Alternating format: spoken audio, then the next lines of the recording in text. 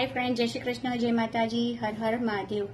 તો આજે હતી રાધન છઠ। તો રાધન છઠના દિવસે દરેક ગુજરાતીઓના ઘરે જાત જાતનું બનતું હોય અને કાલે બધું જે આજે બને એ કાલે શીતળા સાતમ છે, તો કાલે પૂજા કરીને પછી ખવાય। અને કાલે ગેસ સળગાવાતો કે ચૂલો પણ સળગાવાતો નથી। તો જોઈ શકો છો મેં શું બનાવ્યું।